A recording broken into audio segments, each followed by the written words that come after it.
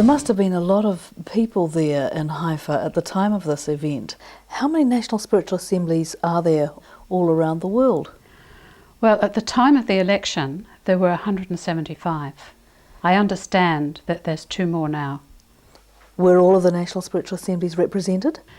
As far as I know, all of the National Spiritual Assemblies had at least 1 member representing them.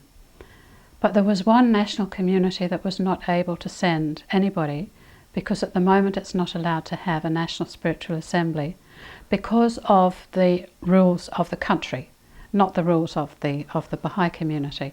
And Baha'is must obey the laws of the country. So the administration is not allowed to function.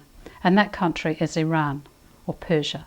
For us it's Persia, because that's what it was called when the Baha'i faith was founded. But it's now known as Iran. And the Baha'is of Iran were not allowed to have an administrative organisation functioning, so they couldn't send a representative. But instead they sent this wonderful symbolic representation, which was 95 beautiful red roses. And they were displayed at the front of the stage, absolutely beautiful display. And it was there for the whole time of the convention.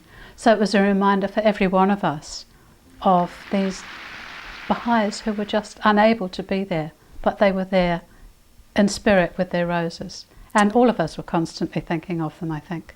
That must have made for a very special event. What else was special about the activities in Haifa? One of the things that was very special was that there were 4 Baha'i holy days during that time.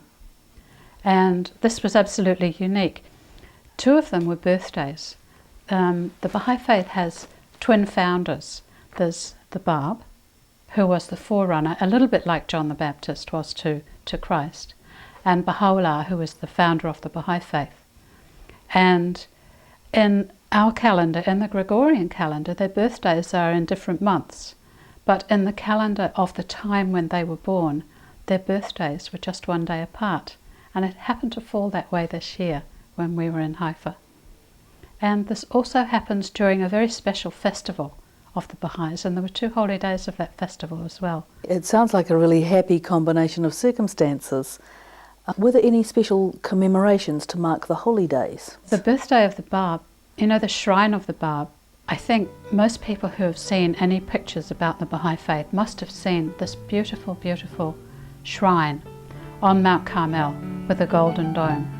The Baha'is call it the Queen of Carmel because of the golden crown on the top. And the beautiful gardens all around it, and wonderful gardens being developed going right down the mountain and up to the top of the mountain from it. The birthday of the Bab was celebrated in the grounds of the shrine, and there was a prayer service, and after the prayer service then we all very, very reverently walked around the shrine. Very, very moving experience. Very, very precious to be there.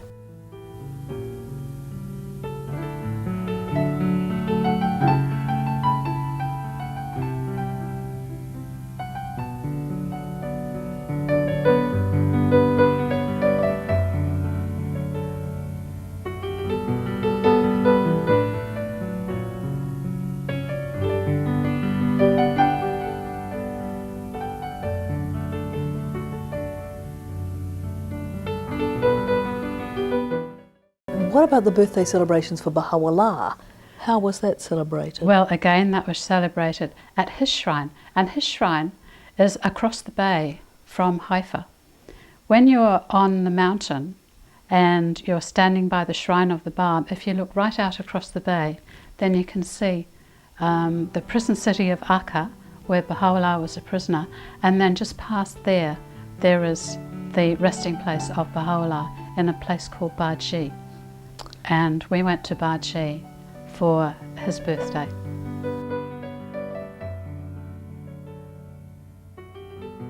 And of course, going to Baha'í and the shrine of Baha'u'llah, this is the holiest place on earth for Baha'is.